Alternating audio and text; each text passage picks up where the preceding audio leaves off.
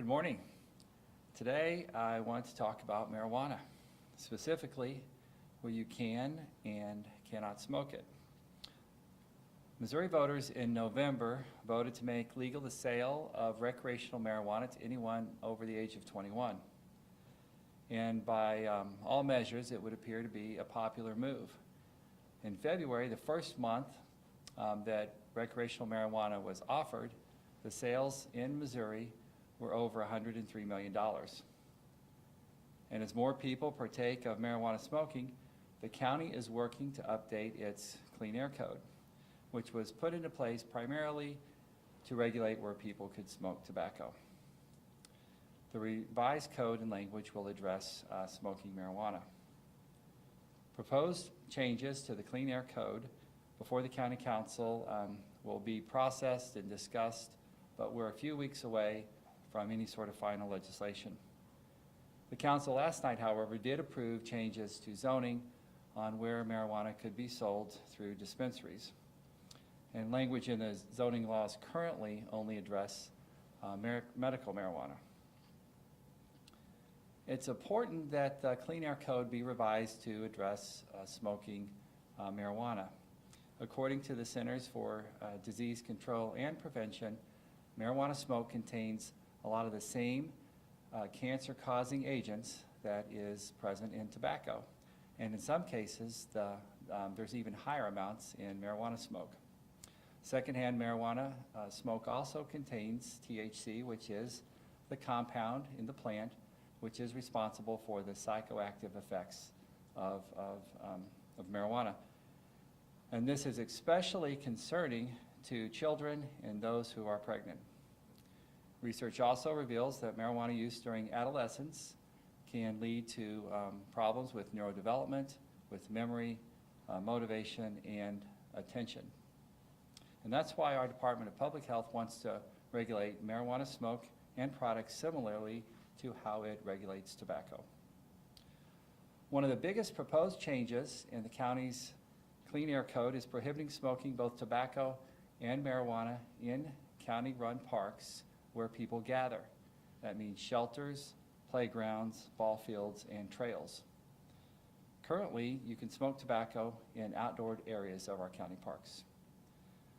The council is expected to hold a special meeting or hearing to discuss these proposed changes with the Clean Air Code. And while it's legal now for adults to smoke marijuana, we must think about those who do not. Many of you also know that the council voted to put a 3% tax on marijuana on the April 4th ballot. And this tax will generate a little bit over $3 million a year. And those new dollars could be used for parks or police or for roads. Currently, over 100 counties or municipalities in Missouri have a marijuana tax question on the ballot in April. And this includes St. Charles County, Kansas City, and in the city of St. Louis. The council also approved an education campaign which will let voters know that this issue is on the ballot and what we might be able to do with the revenue that would be collected. Information about Prop M will be shared on social media, TV, radio, and billboards. We ask everyone to take a look at the information and make an informed decision when you vote in April. And I'd be glad to answer any questions.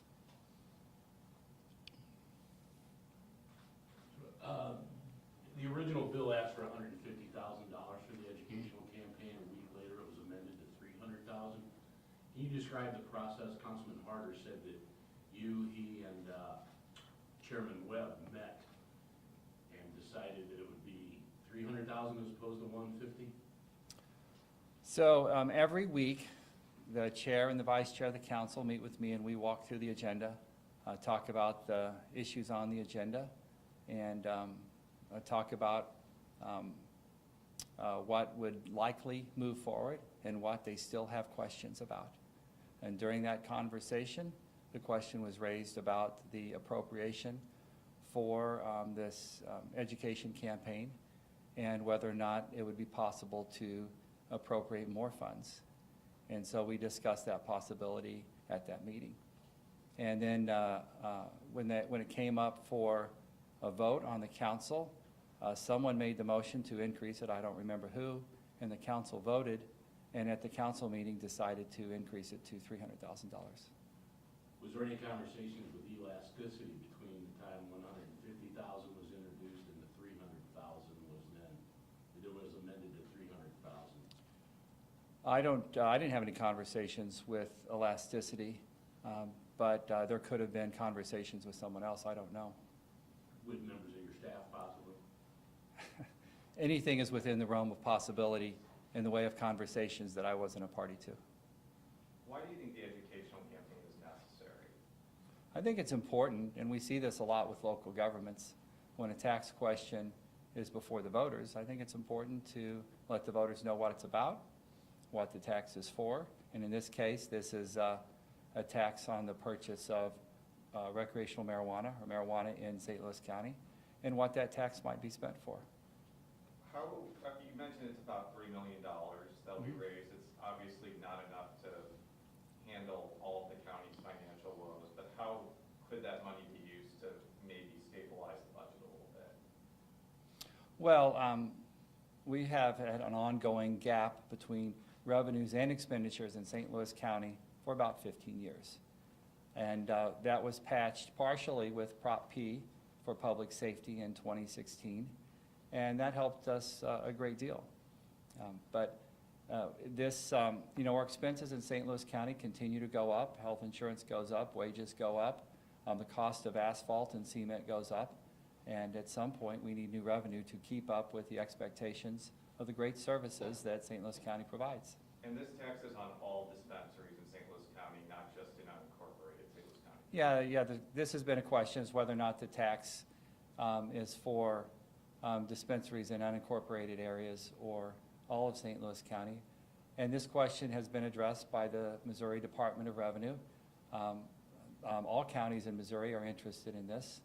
And it's the position of the Missouri Association of Counties, St. Louis County, St. Charles County, and the Missouri Department of Revenue that this tax will be collected in unincorporated areas and in municipalities in counties.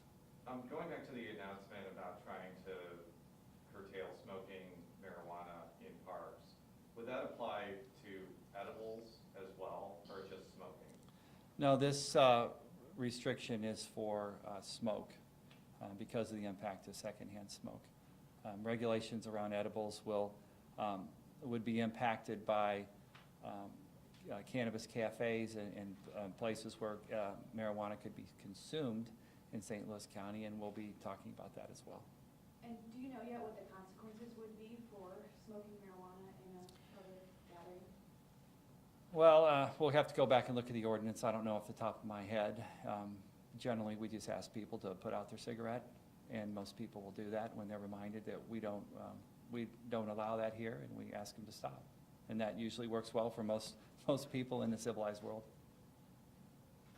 Question about the informational nature of the campaign. In emails that were exchanged between Elasticity and your staff, it talked about targeting the message. How do you reconcile that with it being impartial when the impartial message is being targeted toward a certain audience?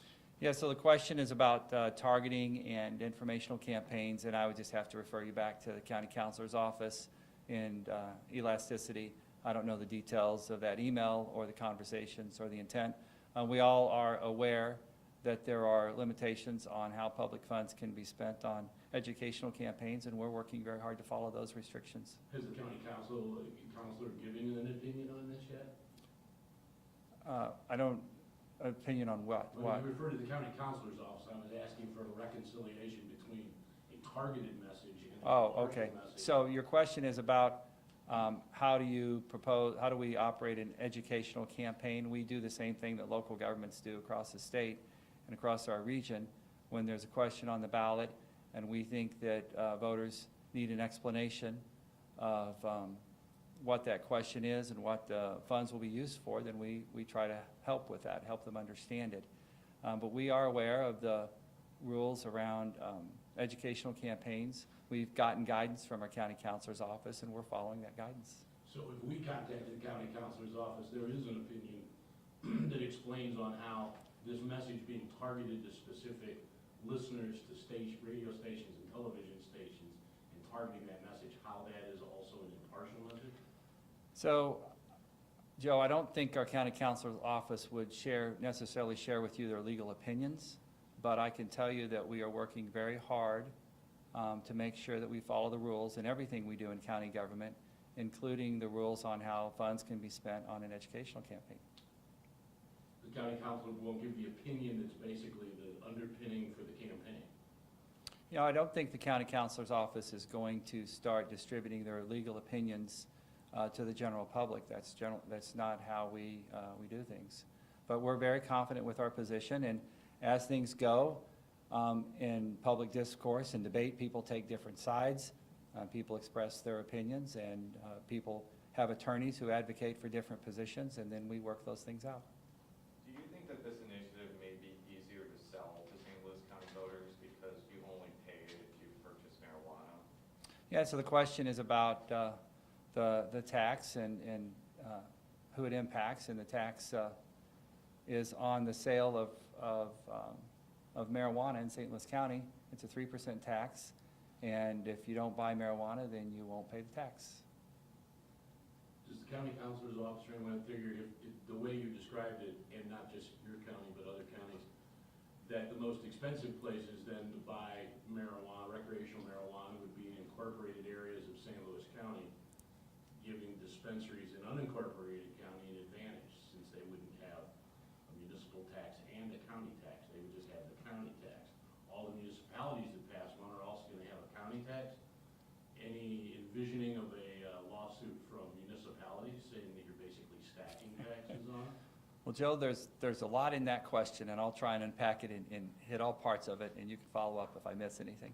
So the question is about taxes on marijuana sales that would be proposed by municipalities and by counties. So across the state, if you live in a municipality that puts a ballot question forward that asks if voters want to charge or allow a municipality to collect 3% tax on the sale of marijuana, and the county puts the same question on the ballot and both pass, then there would be a 6% sales tax on marijuana in addition to the state tax.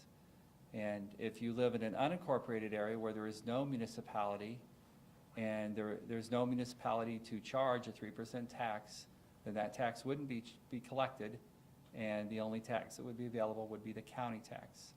So in St. Louis County, in unincorporated areas where there are dispensaries, if all the municipalities that have dispensaries are successful in passing their taxes and the county tax passes, then there will be a higher tax on medical marijuana in municipalities that have a tax that's approved, in counties that also have a tax that's approved. And Did do you envision a problem that the municipalities might have? I know that you said Missouri Association of Counties is in favor of this situation. What about the municipalities? So the question is, I believe your question is that a problem? And I guess it would be a problem in the perspective of people who pay the tax, who believe that they would like to pay less for marijuana. I don't know if that 3% difference will cause them to go down the street. Perhaps. It's like sales taxes vary from municipality to municipality and for various reasons, whether there's TDDs, Transportation Development Districts, Community Improvement District sales tax, or municipal sales tax, or some other tax that's specific to a municipal area. It doesn't seem to affect shopping patterns that much in St. Louis County. People generally tend to shop where they want to shop, where it's convenient for them to shop, where they work or where they live. We don't see a lot of patterns changing because of an awareness of the tax rate in our county. And one last question. When I was talking to municipalities, or mayors of municipalities, they say they could use this money for pretty much anything. Is it the same principle in the county, that it just goes into general revenue? Yeah, so the question is, what would we use new tax revenue for, specifically a marijuana tax? In St. Louis County, 69% of our general fund budget is for public safety. And, you know, generally, this would go to the things that we spend our money on the most. And that's public safety. We spend money on parks, we spend money on roads. And that's what our education campaign will be explaining to folks, that new revenue would be spent on the things that we have, that we spend the most money on, which is police, public safety, and then roads and parks. Hey, Dr. Page, could you clarify, with your earlier remarks, that this would be recreational marijuana that would be taxed only, Yeah. not medical? Right, right. This tax is for recreational marijuana. Thank you. Okay, thanks for coming out.